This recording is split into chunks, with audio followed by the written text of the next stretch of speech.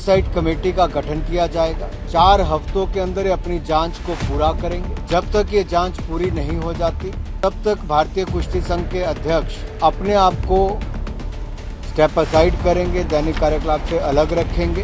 हम अभी खिलाड़ी प्रोटेस्ट को बंद कर रहे हैं क्योंकि सरकार ने आश्वासन दिया कि आपके साथ न्याय होगा।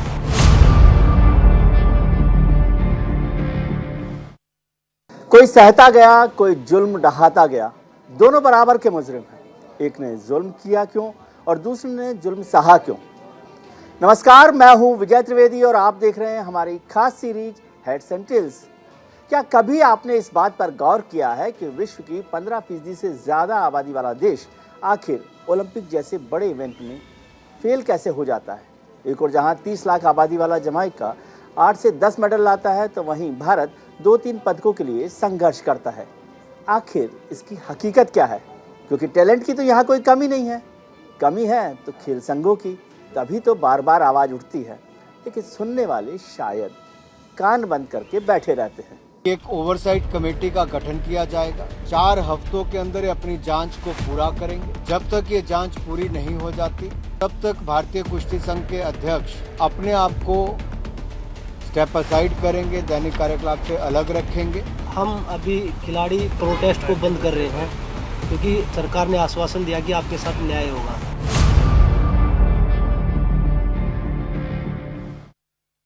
कुश्ती फेडरेशन के अध्यक्ष के विरोध में धरने पर बैठे खिलाड़ियों ने खेल मंत्री अनुराग ठाकुर से मुलाकात के बाद धरना तो खत्म कर दिया। बृजभूषण को तात्कालिक तौर पर कुश्ती संघ से दूर कर दिया गया है, जो कि खिलाड़ियों की पहली मांग थी। यानी दिल्ली के जंतर मंतर पर 3 दिन तक चले दंगल का पहला राउंड समाप्त हो गया है। लेकिन क्या बृजभूषण शरण सिंह अब पद छोड़ेंगे या अभी लड़ाई में कुछ और राउंड बाकी हैं?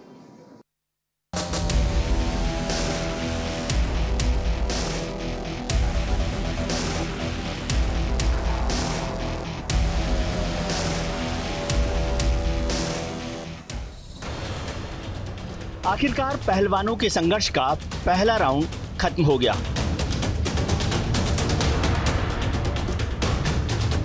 करीब 48 घंटे के धरना प्रदर्शन का असर ये हुआ कि खेल मंत्रालय ने खिलाड़ियों की मांग तात्कालिक तौर पर मान ली है।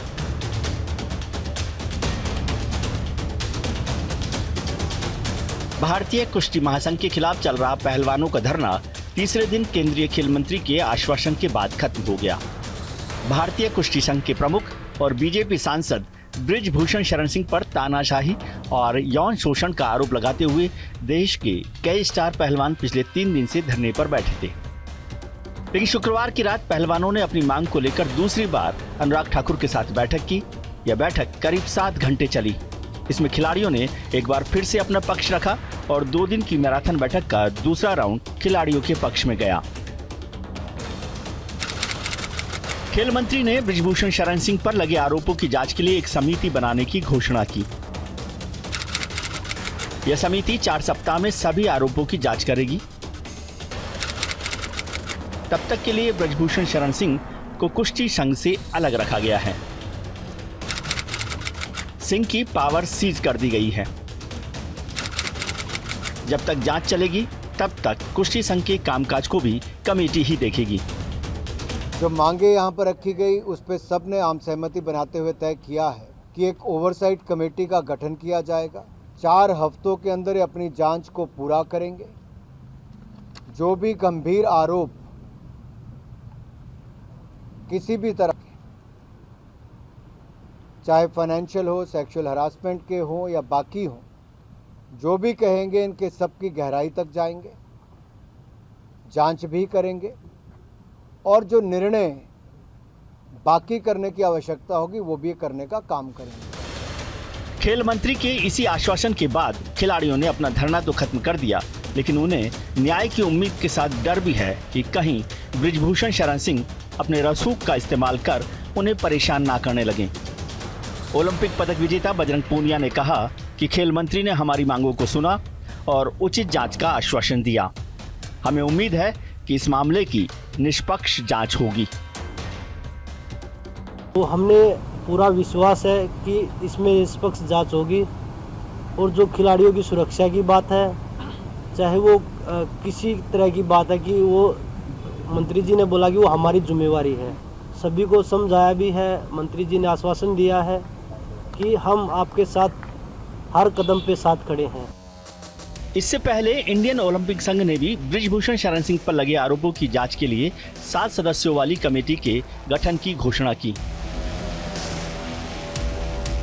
इस कमेटी में बॉक्सर मैरी कॉम, तीरंदाज Dola Banerjee, badminton player Alaknanda Ashok, freestyle कुश्तीबाज योगेश्वर दत्त, वेटलिफ्टिंग फेडरेशन के अध्यक्ष सहदेव यादव और 2 वकील शामिल हैं। इसकी जांच की जाए, किस तरीके से हम खिलाड़ियों को जिनके साथ यौन शोषण है उसको न्याय दिला सके। उनसे पूछिए कि क्या दिखते हैं। और मेरा खुद का ही मानना है, अगर मैं इस कमेटी में नहीं भी होता या इस ओलंपिक संघ का मैं हिस्सा नहीं होता, तब भी 3 दिन से मैं एक ही बात बोल रहा हूँ कि हम किसी भी मुद्दे को, किसी भी जो भी हमारी दिखते हैं उस पर हम बातचीत करके बीच का रास्ता निकल सकता है। पर जो ये आरोप लगाया है सेक्सुअल हरासमेंट का, इसमें बीच का रास्ता नहीं होता। इसमें अगर ये चीजें हुई हैं तो उसकी जांच होनी चाहिए, आरोपी को सजा मिलनी चाहिए। इसमें कभी भी ये कंप्रोमाइज नहीं कर सकते। अगर कंप्रोमाइज करेंगे तो उसकी दिक्कतें बड़ी होती है। और अगर आरोप लगे हैं और आप ये झूठे हैं तो क्यों लगाए हैं, मकसद क्या है लगाने का। खैर, अगले कुछ दिनों में ही पता चलेगा कि इस मामले में अब आगे क्या होगा और सिंह का क्या होगा। लेकिन सवाल है कि इतने बड़े खिलाड़ियों को आखिर प्रदर्शन करने की जरूरत क्यों पड़ी। ऐसा पहले कभी नहीं हुआ कि the most decorated athletes of Indian sports stars, जिनकी विश्व में जिन्होंने भारत का परचम लहराया, वो बेटियां जो शेरनियों की तरह दहाड़ती हैं दंगल में, कुश्ती की रिंग में, आज जंतर मंतर पर बैठकर जब उनकी आंखों से आंसू निकलता है तो सरकार की ये खामोशी अपने आप में निंदनीय ही नहीं, अपने आप में और बहुत गंभीर और गहरे सवाल खड़ा करती है। क्योंकि देश और दुनिया के तमाम लोगों की नजर इस मामले पर लगी है, इसलिए थोड़ा वक्त भले ही लगे, लेकिन दूध का दूध और पानी का पानी होना ही चाहिए। इसके साथ ही ये देखना भी जरूरी है कि समय समय पर खेल जगत से ऐसे आरोप क्यों लगते रहते हैं। ऐसा ना हो और देश की बेटियां सुरक्षित महसूस करते हुए खेल में करियर बनाएं, यह सुनिश्चित करने के लिए फेडरेशंस के अंदर कई स्तर पर शिकायत निवारण का एक स्थायी और कारगर तंत्र बनाने पर भी गंभीरता से विचार होना चाहिए। Bureau report, news India.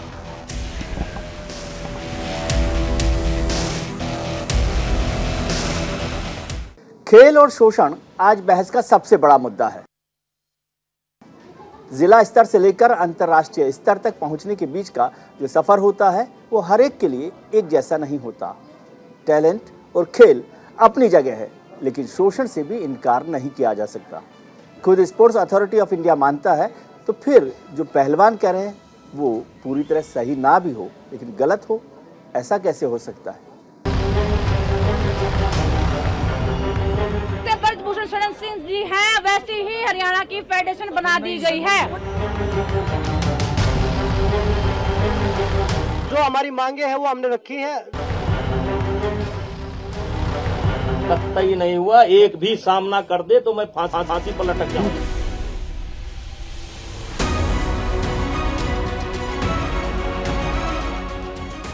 कहते हैं कि खिलाड़ी का काम खेल के मैदान में प्रदर्शन दिखाना होता है, ना कि सड़क पर बैठकर प्रदर्शन करना।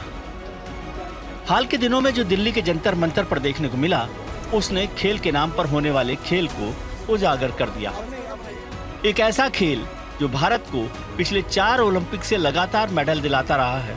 ऐसे खिलाड़ी जो हर देश में तिरंगे को शान से लहराते नजर आए हैं, जब वो धरने पर बैठे तो हर किसी को बड़ी हैरानी हुई। लेकिन जब उन्होंने शोषण को लेकर आवाज उठाई तो अच्छों की नींद उड़ गई। मैं आंखों में आंखें डाल के आप अध्यक्ष जी को मेरे सामने लेके आइए। अगर वो 2 मिनट मेरे सामने बैठ जाएं तो मैं हिंदुस्तान की हर जनता को चैलेंज करती हूँ कि मेरे सामने 2 मिनट बिठा दीजिए और वो आंखों में आंखें डाल के बोल दीजिए कि हमने कुछ गलत नहीं किया है। अगर हमें मजबूर किया गया तो हम कल FIR भी दर्ज करवाएंगे, हम केस भी लड़ेंगे, लेकिन उसमें हिंदुस्तान के हजारों लड़कियों का, हजारों लड़कों का रेसलिंग का करियर खत्म होने की कगार पे हो जाएगा। मैं बड़े शर्म के साथ मैं वो बोलना चाहूंगी कि हिंदुस्तान जैसे देश में अगर हम जैसी लड़कियों के साथ ऐसे होगा तो हिंदुस्तान में मैं सोच रही हूँ कि हिंदुस्तान में कोई भी नॉर्मल महिला किसी भी जगह पे सुरक्षित नहीं है। मैं ये एक विश्वास के साथ कल को बोल पाऊंगी कि इस देश में एक बेटी पैदा नहीं होनी चाहिए। कुश्ती में एक दाव कहा जाता है धोबी पछाड़। हर कुश्ती खिलाड़ी को सबसे पहले इसी का गुर सिखाया जाता है। कुश्ती संघ के अध्यक्ष ब्रजभूषण सिंह को शायद इसका इल्म नहीं था कि अब की बार धोबी पछाड़ उन्हीं को पड़ेगी। सबसे बड़ा जो आरोप विनेश ने लगाया है, क्या सामने कोई है? मैं कहना चाहता हूं कि सामने कोई है कि जो कह दे कि फेडरेशन ने कभी किसी खिलाड़ी का शोषण किया हो? क्या सामने नहीं होना चाहिए कोई? मांग पत्र आता है, जो मांग मानने लायक है वो फेडरेशन तुरंत मानेगी, और जो हमारे मानने लायक नहीं है वो हम गवर्नमेंट को, साई को भेजेंगे, साई जैसा निर्णय देगी। और जो बोल रहे थे कि कोई सामने आ जाए तो मैं फांसी पे लटक जाऊंगा, जो अध्यक्ष जी ने हमारे ने एक बयान दिया था, पहले तो 1-2 लड़कियां थी, अब हमारे साथ 5 से 6 लड़कियां हैं विद प्रूफ हैं। तो ऐसी चीज नहीं कि हम झूठ बोल रहे हैं या कोई ऐसा ही। अगर सुनवाई नहीं होगी तो हम पुलिस का सहारा भी लेंगे, केस का सहारा भी लेंगे, केस करके हम आगे बढ़ेंगे। हमारा मकसद यही है, हमारी कुश्ती को दोबारा से जीवित करवाना है। भले ही अब आरोपों की जांच के लिए कमेटी बन गई हो, पहलवान वापस चले गए हों, ब्रजभूषण कह रहे हो कि आरोप निराधार हैं और ये पहलवान अब बुजुर्ग हो चले हैं, शायद ब्रजभूषण भूल चुके हैं कि ये वही नाम है जिनकी वजह से कुश्ती संघ और उनकी पहचान है। नाम बजरंग पूनिया, टोक्यो ओलंपिक में ब्रॉन्ज मेडल, कॉमनवेल्थ गेम्स में 2 गोल्ड, वर्ल्ड चैंपियनशिप में सबसे ज्यादा 4 मेडल जीतने वाले भारतीय। नाम साक्षी मलिक, रियो ओलंपिक में ब्रॉन्ज मेडल, कॉमनवेल्थ गेम्स में लगातार 3 मेडल, एशियन चैंपियनशिप में 4 बार की मेडलिस्ट। नाम विनेश फोगाट, वर्ल्ड चैंपियनशिप में 2 मेडल, कॉमनवेल्थ गेम्स में लगातार 3 गोल्ड मेडल जीतने का रिकॉर्ड, एशियाड में गोल्ड मेडल लाने वाली पहली भारतीय महिला पहलवान। नाम सरिता मोर, वर्ल्ड चैंपियनशिप में ब्रॉन्ज मेडल, एशियन चैंपियनशिप में 2 गोल्ड मेडल। नाम अंशु मलिक, वर्ल्ड चैंपियनशिप में सिल्वर मेडल लाने वाली पहली भारतीय महिला, कॉमनवेल्थ गेम्स में सिल्वर मेडल जीता, एशियन चैंपियनशिप में लगातार 3 मेडल। यानी ना तो ये वो नाम है जो बुजुर्ग हो चले हैं और ना ही ये वो हैं जिन्होंने कुछ ना किया हो, बल्कि ये वो हैं जिन्होंने तिरंगे को चारों दिशाओं में शान से लहराया। वैसे भारत के खेल इतिहास में ये पहला यौन उत्पीड़न का मामला नहीं है, बल्कि देश में खेल बार बार बदनाम हो रहा है। 2010 से 2020 के बीच साई केंद्रों में 50 यौन शोषण के मामले सामने आए। 2021 में तो यौन शोषण झेल रही बास्केटबॉल प्लेयर लिथारा ने आत्महत्या कर ली। 2015 में केरल के साई केंद्र में 4 महिला खिलाड़ियों ने शोषण से तंग आकर एक साथ आत्महत्या की कोशिश की। हैदराबाद के लाल बहादुर स्टेडियम में 2009 में महिला बॉक्सर ने सुसाइड कर लिया। 2000 के सिडनी ओलंपिक की ब्रॉन्ज मेडलिस्ट कर्णम मल्लेश्वरी ने कोच रमेश मल्होत्रा पर यौन शोषण के आरोप लगाकर खलबली मचा दी थी। यौन उत्पीड़न के इस तरह के मामलों से भारतीय ओलंपिक संघ भी अछूता नहीं है। मार्च 2022 में भारतीय ओलंपिक संघ के पूर्व कोषाध्यक्ष आनंदेश्वर पांडे पर महिला हैंडबॉल खिलाड़ी सीमा शर्मा ने रेप का मुकदमा दर्ज कराया था। वहीं देश के कई स्पोर्ट्स एकेडमीज में शिकायत की कोई उचित व्यवस्था ही नहीं है। हैंडबॉल, खो-खो और मलखंब जैसे स्पोर्ट्स यूनियंस के पास शिकायत करने तक की व्यवस्था नहीं है। साफ तौर पर कहा जा सकता है कि खेल संघों में यौन उत्पीड़न लगातार होता आया है, आज भी जारी है। खेल मंत्रालय कमेटी बनाकर सिर्फ खाना पूर्ति करता है। कितनी शिकायतों का निवारण हुआ और कितनों को सजा हुई, ये शायद मंत्रालय को खुद पता नहीं होगा। Bureau report, news India. सालों मेहनत वो करे, मिट्टी में वो सने, चोट वो खाए, मेडल वो लाए और नेता मलाई खाए। और जब कोई उन नेताओं का विरोध करे या फिर सामने आए तो फिर अपनी चलाओ। भारत में कुछ ऐसा है खेल और खेल संघों का हाल। इस रिपोर्ट के जरिए जानते हैं कि कैसे भारत में खेल राजनीति का अखाड़ा बनते जा रहे हैं और भुगतना जाहिर है खिलाड़ियों को पड़ता है।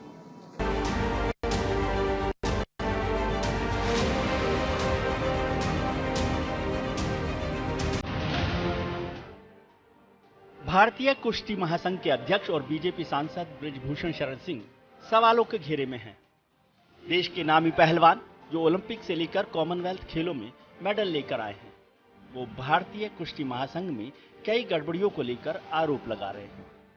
इस मामले ने एक बार फिर राजनीति और नेताओं के स्पोर्ट्स में दखल को सामने ला दिया है। भारत में स्पोर्ट्स और राजनीति का अजब कॉकटेल चलता आ रहा है, या कहें कि खेल में राजनीतिक दखल पुरानी कहानी है। कई बार खेल और खिलाड़ी राजनीति की बलि भी चढ़ जाते हैं। आइए आपको भारत में खेल में राजनीति के हस्तक्षेप की कहानी बताते हैं। दुनिया के सबसे ताकतवर और अमीर क्रिकेट बोर्ड यानी भारतीय क्रिकेट कंट्रोल बोर्ड बीसीसीआई पर राजनीति का साया हमेशा ही रहा है। इसकी एक बानगी सचिव जय शाह और उपाध्यक्ष राजीव शुक्ला हैं। केंद्रीय गृह मंत्री अमित शाह के बेटे जय शाह को साल 2022 में दोबारा भारतीय क्रिकेट कंट्रोल बोर्ड का सचिव चुना गया। इसके लिए बीसीसीआई के संविधान में संशोधन भी किया गया। वो 2019 से इस पद पर बने हुए हैं। इसके साथ ही Jay Shah Asian cricket council के भी अध्यक्ष हैं। सिर्फ वही नहीं, कांग्रेस नेता और राज्यसभा सांसद राजीव शुक्ला भी बीसीसीआई में बरसों से अहम पदों पर रह चुके हैं। वर्तमान में वो बीसीसीआई के उपाध्यक्ष हैं। इससे पहले वो आईपीएल के चेयरमैन भी रह चुके हैं। क्रिकेट में राजनीति के प्रभाव का असर इस कदर हो गया था कि एक समय ऐसा भी आया कि बीसीसीआई को सुप्रीम कोर्ट के गुस्से का शिकार होना पड़ा।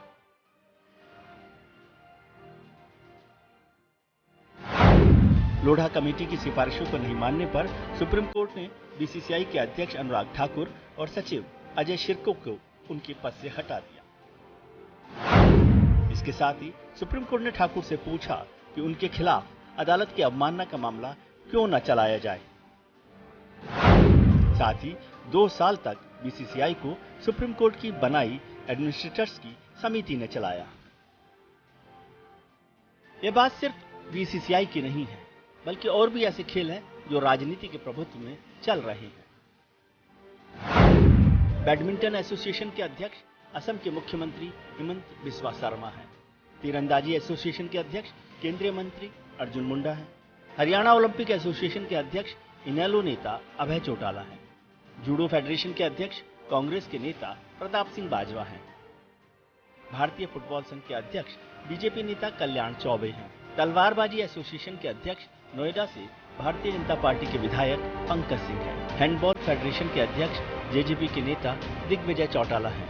हॉकी इंडिया के अध्यक्ष बीजेडी नेता दिलीप टेर्की हैं।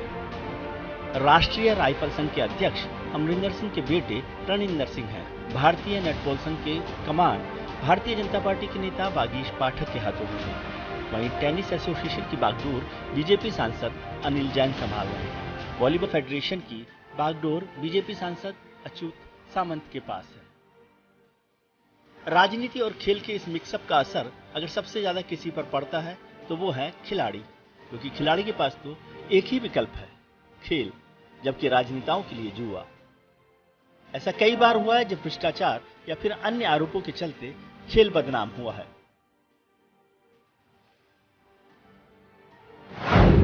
जैसे कि 2010 में कॉमनवेल्थ गेम्स, जहां घोटालों का मुद्दा खूब गूंजा।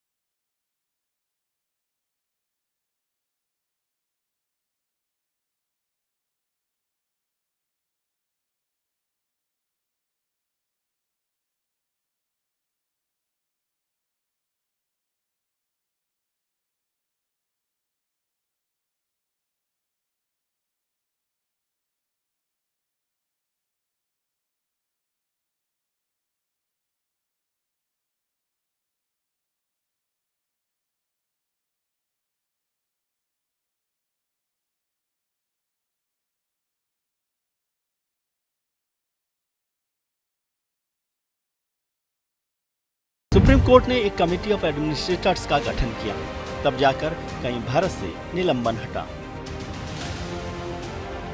यानी साफ है कि जब जब खेल में राजनीति का कॉकटेल हुआ, उसका नुकसान खिलाड़ियों को हुआ। बार बार ऐसे मामले सामने आए, लेकिन कुछ नहीं बदला। सालों साल खेल संघ राजनेताओं की खींचतान के चलते बदनाम होते रहे और यह सिलसिला आज भी जारी है। Bureau report, news India. हमारे इस खास कार्यक्रम में आज के लिए बस इतना ही। अगले हफ्ते मिलते हैं किसी नए मुद्दे के साथ। तब तक के लिए नमस्कार। एक ओवरसाइट कमेटी का गठन किया जाएगा। 4 हफ्तों के अंदर ये अपनी जांच को पूरा करेंगे। जब तक ये जांच पूरी नहीं हो जाती, तब तक भारतीय कुश्ती संघ के अध्यक्ष अपने आप को स्टेप असाइड करेंगे, दैनिक कार्यकलाप से अलग रखेंगे। हम अभी खिलाड़ी प्रोटेस्ट को बंद कर रहे हैं, क्योंकि सरकार ने आश्वासन दिया कि आपके साथ न्याय होगा।